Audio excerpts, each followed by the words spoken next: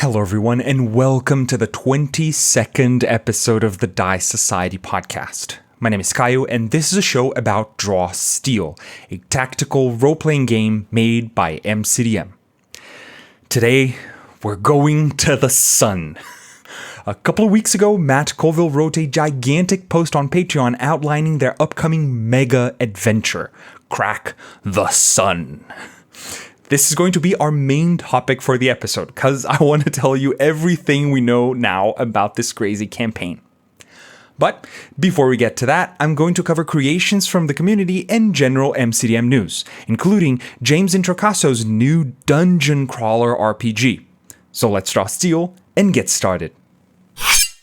As usual, let's start the community corner by getting my stuff out of the way. In a couple of weeks, I'm going to be crowdfunding a product on itch.io. This is my first rodeo in the crowdfunding space, so I'd very much appreciate if y'all were there for it. Follow me on Blue Sky, YouTube, Discord, MailChimp, basically anywhere to receive the announcement as soon as it goes out. See you all at Hooked on Crafting. And, speaking of crafting, the first Jam of the Timescape ended on October 8th with two winners. Memories of the North Wind by Tintenzea and Solgado's Master Chef Tools by Dilbizzle. If you want to see the top 15 submissions, I did a live stream on YouTube going through all of them. It was really fun to see all of these amazing products, and it seems like the participants enjoyed the jam as well. Thank you all so much for joining. Next up are the Boggets of Kingsmire, Triglav Games' new crowdfunding campaign. These are the same people behind the amazing vampire class, and having moved on from bats, they're tackling frogs. If you back this already fully funded campaign, you're getting an ancestry, the Boggett, as well as new items, titles, class options, downtime activities, monsters, a low-level setting, and a few quests. Many of these quests, by the way, will be written by staples of the Draw Steel community, like Cameron from Rise Heroes Rise, John Denor from Goblin Points Install, and Paul Ligorski from Heart of Arcana. And please, do check out their backer kit page, even if you don't intend on backing it. Their art is out of this world, truly. As Ananim puts it, second only to MCDM's. Okay, switching from tiny frogs to very, very big frogs with wings and teeth, Gov released a second level one-shot, Dread Abbey. This short adventure features undead and a gloom dragon, and also includes a new kind of player option that Gubs calls archetypes. Definitely worth the $5. While you're checking out Gubs' adventure, make sure to take a look at Mr. Matt Dollar's Halloween sale. For $20, you get 5 products: alchemical consumables, practical mechanicals, workable woodcrafts, jeweling gemstones, and fantastic fletchery. These are all supplements themed around a draw steel crafting skill. Fantastic idea. And before we move on to the news, here are 4 more creations that might be of interest to you. Rexus made a version of the official character sheet that you can fully customize in Photoshop. Some people have already translated it into their own languages. Eric made Steel Cauldron, a really cool free website that lets you build monsters and run encounters. The monster building is especially intuitive.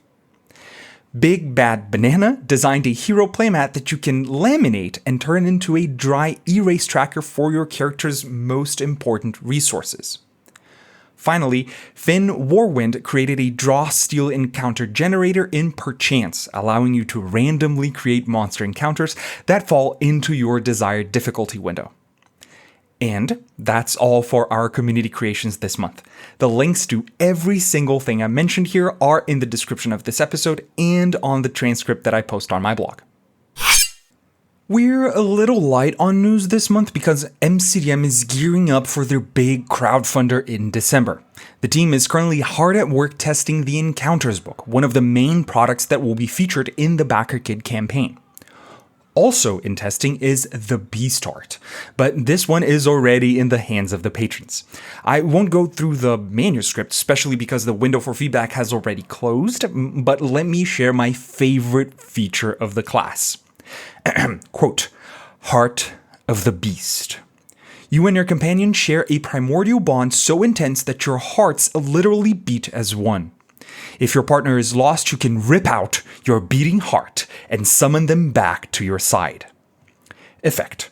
You spend a recovery as your partner rips their way out of your chest or climbs from your unnaturally wide jaws. Your partner teleports to your space over any distance, even if they don't have line of effect to you. Your partner gains temporary stamina equal to their recovery value. End quote. If you want to see the Beast Heart in action, I suggest you go watch Rise Heroes Rise's video featuring the class. They bring a summoner into play as well for maximum shenanigans.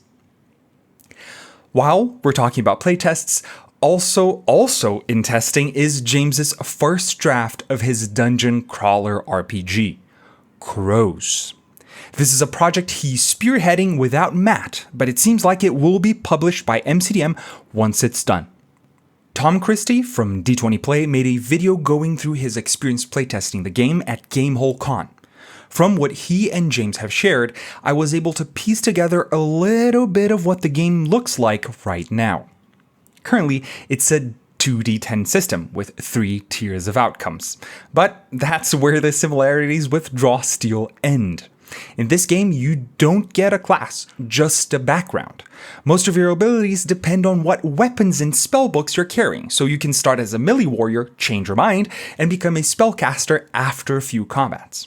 Speaking of combats, it is supposed to be fast and lethal. There are no maneuvers and not that many reactions, so much more like an OSR game than a tactical heroic game. You can even miss in this RPG, but don't worry. Critical misses can have terrible consequences. So when you miss, you'll actually be thanking your dice from sparing you from a much worse fate. But the coolest thing I've heard about the game up until now is the settlement mechanic. With time, your party will improve the town, attracting merchants, unlocking better quality equipment, and so on. High-level characters retire and become relevant NPCs in the town. This persistent entity, the settlement, might actually be what sells me on the high lethality non-tactical gameplay of this game. I'm really curious to try it out at some point. Back to Draw Steel, the codex continues to advance by leaps and bounds. According to the DM Hub team, they now have implemented all of Echelon 1 and made the first release of the Delian Tomb adventure. Their goal is to have the Delian Tomb fully functional for the Patreon release of the codex later this year. And last but not least, all of Draw Steel's icons have been released under a Creative Commons license. Spencer Hibnick, also known as Pesto, wrote a great thread on Blue Sky explaining how to use the license properly. Now, it's time to heat things up. As I mentioned a few minutes ago, the Encounters book will be one of the products crowdfunded by MCDM in December. The other big product in this campaign is called Crack the Sun. This is the first big campaign that they have ever done, and in true MCDM fashion, it's a doozy. It goes from level 3 to level 8, takes place in 3 different worlds, and has 4 big villains. According to Matt's post about the matter on Patreon, Crack the Sun was the most popular adventure pitch from their January survey, so they're giving the people what they want. The whole post is 10,000 words long, so my goal here is to summarize it as best as I can so you don't have to go through the whole thing.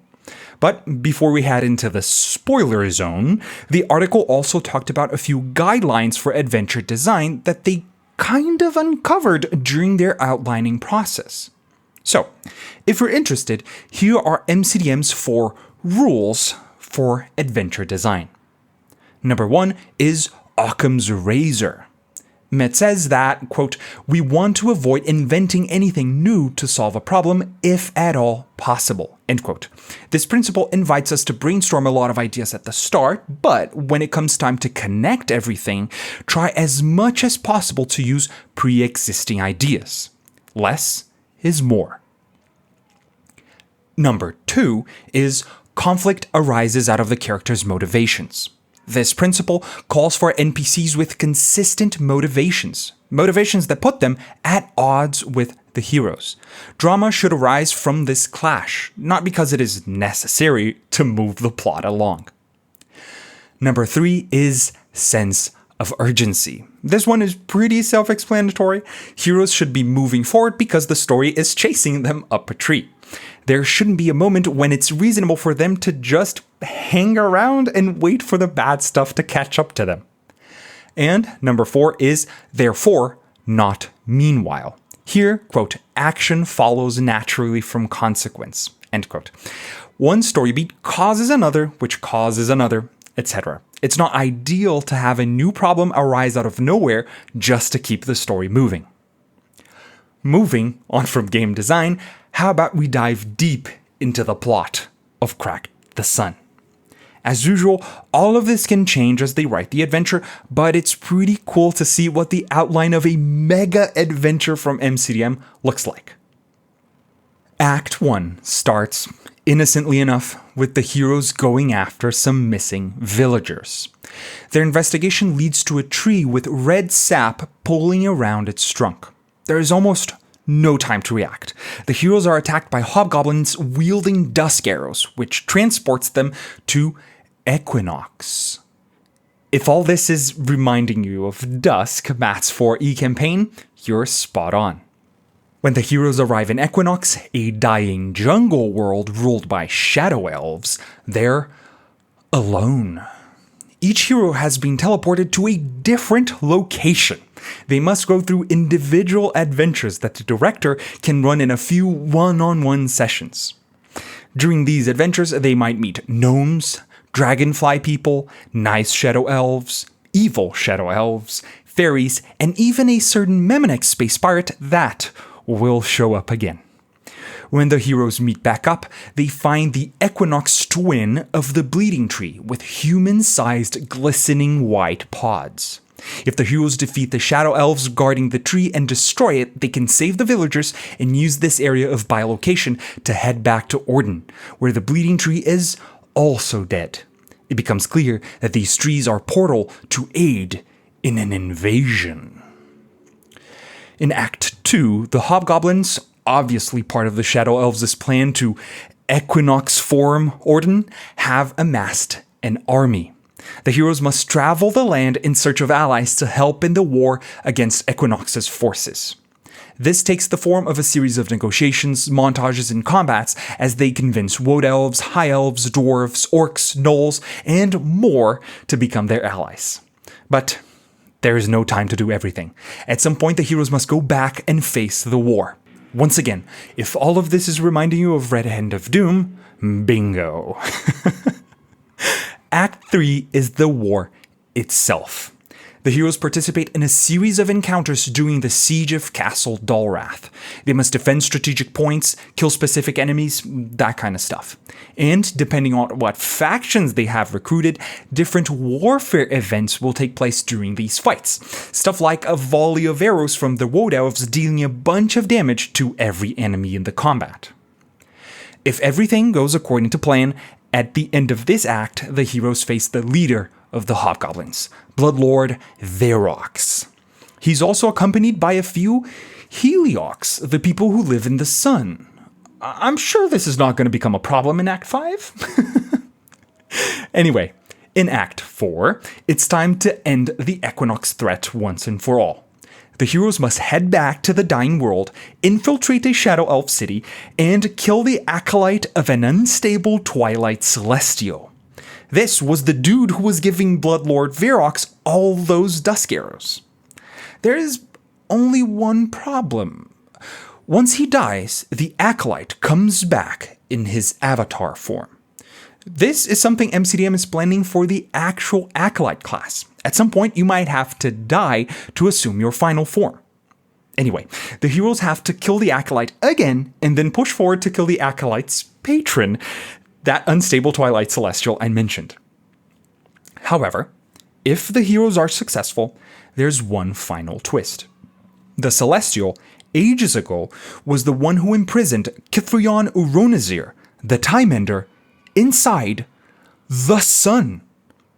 That's why Varrox had those Heliox with him. He was taking advantage of the Shadow Elves. Kithrion knew the heroes would kill the Celestian who imprisoned her. But wait, that means Varrox was Kithrion's acolyte.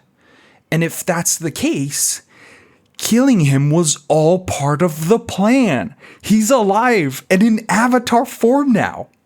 In Act 5, the heroes gotta go to the sun to stop Varrox before he frees the Time Ender.